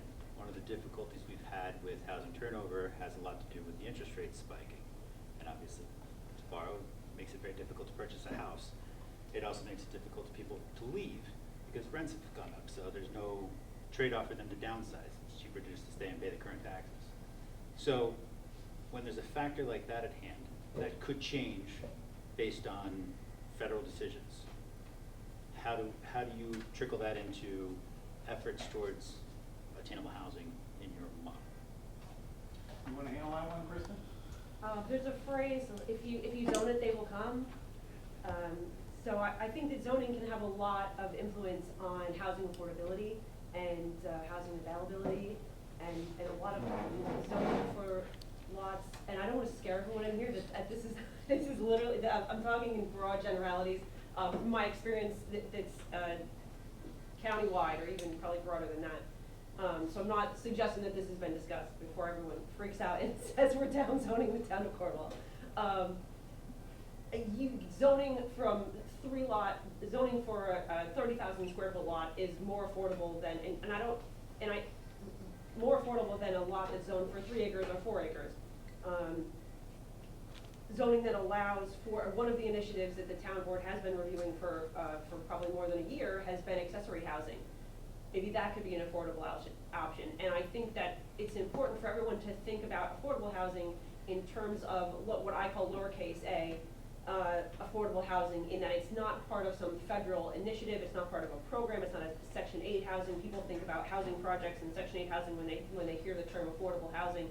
But I think what I've heard from this presentation here tonight, and what I think what you individuals are speaking about, is affordability. Just how do my kids graduate from Cornwall High School and be able to afford a house here so they don't have to move away? How do my older relatives that they're ready to downsize, how do they stay in the community that they've lived in their whole life? I think that's the type of affordability that we're talking about. We're not talking about, just opening up zoning to big apartment houses or anything like that. But if that's an option, but so I think that there's various things in zoning that you can do. You're never going to be able to compete with a market collapse, and I think that everyone here you've seen. If you've lived in Orange County, not just Cornwall, over the last probably 20 years, you saw a housing explosion in this county, and then you saw it all collapse, and you kind of see it incrementally come back. You're never really going to be able to compete with that to an extent, but it's easier to control what we can control, and that's what we can control is zoning. And if we can work on it, and there's a lot of factors in that too, because you can't just, it's easy to say, well, let's just zone this area of the town for 20,000 square foot lots, but do we have the infrastructure? So, from a committee's perspective, this is why we go through it. Lynn was talking about we're going chapter by chapter, because we don't just start with these kind of broad recommendations and say good or bad. We look at what is the population, what is these demographics that I talked about earlier, and how does infrastructure that we have relate to the zoning as well. So, and that kind of brings me back to balance, which is kind of what planning is all about. Balancing different initiatives. You mentioned, how do we balance preservation and how do we balance that with economic development? I think that that's exactly what the purpose of planning is. That's how I see my job. Consensus building and coming to creative solutions to problems and balance.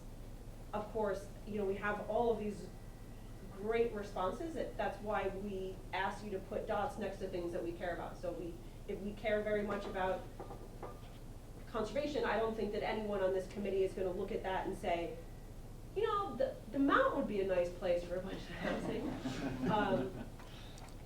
So I think that that's what we do, is my point. And that's kind of the point of this exercise that we go through, is finding a balance based on the responses that you gave, based on the priorities that you made, and based on the infrastructure that the town has. And that's kind of the process that we go through. Your priorities will drive a lot of this. Kristen just hit on a couple of things. For those of you who know me, I was the deputy supervisor for the first 3 years Josh was in office. We have had innumerable conversations about accessory dwelling units. One of the thoughts that we had was there are lots of places in this town where it probably should be okay to build a two-family house or to subdivide an existing one-family house, depending upon the square footage, into a two-family house. So there are ways going forward that we may be able to create some attainable housing with a little bit of innovation. And I'm very confident that with the group that we've assembled, we have those kind of innovative thinkers to start looking at that, so that when we get to the point where we're actually talking about specific zoning in specific places, there's going to be some out-of-the-box thinking, which I think will benefit the town. The only thing I would just add to that too is, like, we know we're dealing in volatile times and things can change at any given moment and there's going to be different disruptions. Look, nobody was expecting a global pandemic in 2020, right? So part of this process too, and the reason why we're kind of creating this new process of co-creating with the community, is we realize there's going to be disruptions that might come unexpected, and how do we now respond to that quickly? Right? It can't just be every 20 years we do a comp plan, right? There's a reason why it's only been 5 years since we're making an update. And so I think the idea moving forward is it's not always going to be, all right, we're starting a new comp plan. It's like, no, we've got these new needs that are emerging. How do we make updates in a more frequent way to kind of deal with the pace of change that we're dealing with? Rob Sanchez. Have you looked at the New York State +1 ADU program? Are you familiar with that at all? If it's the one that... it's the one that pays for the development of ADU units on homeowners. They put, I'm trying to remember the name of the organization that's from the Kingston area that has promoted this. It's RUP, thank you. They put on a presentation about it. Our zoning is very restrictive right now when it comes to ADUs, and we need to address those restrictions, and that's going to be part of our conversation. And one of the real benefits that we have working with Kristen and Dominic is they can tell us what's going on in other communities that have worked. We don't have to invent stuff if somebody else is already doing it successfully. So we are aware of it. Certainly, in my mind, it's something that we have to address. And going through the process, I'm sure we will. So, Elizabeth. Hi, Elizabeth Yanoni. That's all I need to say for the record. There's a magic reference where I live right there.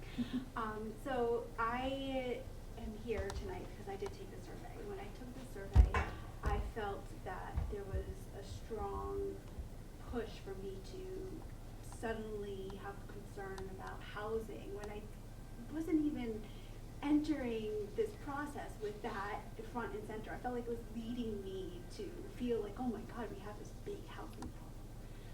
When I think about our community, and I heard it echoed tonight, it's incredibly valuable to the majority of the responders that were in this room, and I imagine that the survey will echo this as well, that preservation is incredibly important. population control is also very important. What I mean by that is we don't want to explode where all of a sudden we can all have, you know, these accessory housings or these individual dwellings where in Rockland County is probably a really good example of where they had those looser regulations, and you see the fire code issues and just the craziness that happened around those. And I'm sure we've all learned from that. All municipalities will take those best practices thinking, well, we won't make it like I'm sure that that's fixable.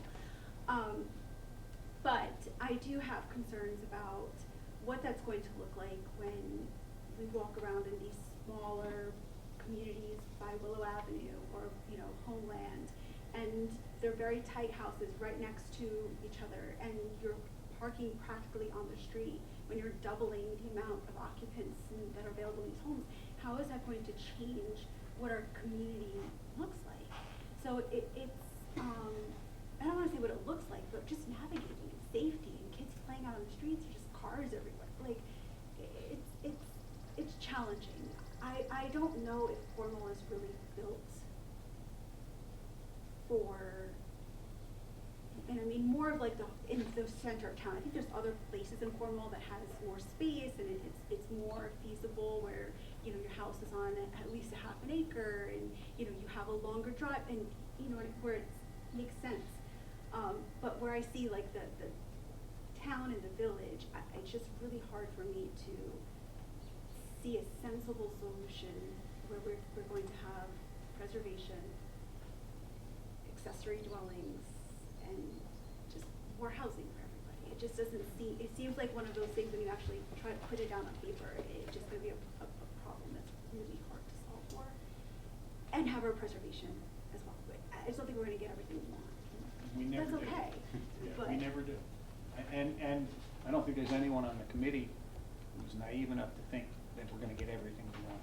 What we're gonna get, the objective is a better solution to the zoning in town than we currently have. And that's really, you know, all we can hope for. And we're gonna continue to solicit input like this so that you can make your opinion known. And everybody will be careful. Like, just be careful. No holes or no nothing, so we end up with crazy proposals, please. Like, you know, we would hope that after this plan is complete, there won't be any unintended consequences.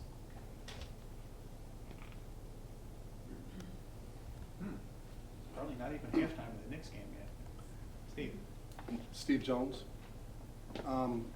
I believe Tuxedo's currently going through a comprehensive plan renewal as well. And one of the things they're working on is they're looking at their commercial properties, making sure that the zoning's right, making sure that there's nothing going to stop business development from happening, and making sure. So I would hope that we, when we're going through ours, are cognizant of maybe checking our zoning, making sure it's right and there's no pitfalls, and if there is, maybe trying to fix them. Permitted use, like for filming, so we don't have to, you know, run to the table when a permit comes through, maybe some permitted use cases. And I know, secondly, I know that from our results we got tonight, tourism and economic development was kind of like a main point that people would like to see. And they kind of go hand in hand. So when we're looking at parcels of our property, maybe take in tourism and those types of things in consideration. Is this property maybe suited for events or something like that? So just try to consider tourism as well as we're going through the comp plan. If you look at the previous plan, tourism was addressed, and addressed pretty effectively. But, you know, when we get down to the micro level, when we're talking about things like location, you know, movie locations, we certainly should take a look at that, but, you know, that may not be a problem that's as easily solvable as, you know, some of the others. But if there's an answer, Kristen will have it. I'm just going to add, I know it's already spoken, but I just want to push back a little bit on tourism. To kind of push tourism is cyclical and tourism is discretionary. So when you build an economy or you put a lot into tourism, you're almost introducing a lot of instability into your environment because it seems like a free lunch. People who don't live here are going to spend money here, and we're going to benefit from it. And you know that can happen, but it also means like you're also kind of deciding to go on a roller coaster, and in the sense of like the things that are more stable over a longer period of time are those things that are going to be there when the economy is good, when the economy is bad, when people's tastes change about what they want for destinations and things of that sort. And there's always been this thing, not that it's not a Cornwall thing, but like if you build it, they will come. And if you look at all the different types of places that created, you know, everyone wants to be Las Vegas, but there's only one Las Vegas, and then you have a lot of failures that are attempts to be that. And that's just one type of like tourism-based economy. And I would just, you know, believe that there should be more diversity in what we're thinking about how we're going to develop Cornwall over the intermediate and longer term. Okay, thank you. I don't see any more hands up in the air. That's great. I want to thank everyone for coming. I especially want to thank you for participating in this exercise. We already have a lot of good data. There's lots more there for us to work with, and I'm going to encourage you and your circle of friends to stay involved in this process so that when we're done, we come out with a plan that we're happy with. Can I also say thank you to Jason for putting this all together, because Yes. this was really an amazing Absolutely. one. Thank you. You beat me to the punch, but that's okay. And on that happy note, I'm going to get to see some of the next game. Thank you, everyone. Thank you. Oh, and especially thank you to the committee members. You want to help? Close the window. Ball up because it was. Sorry.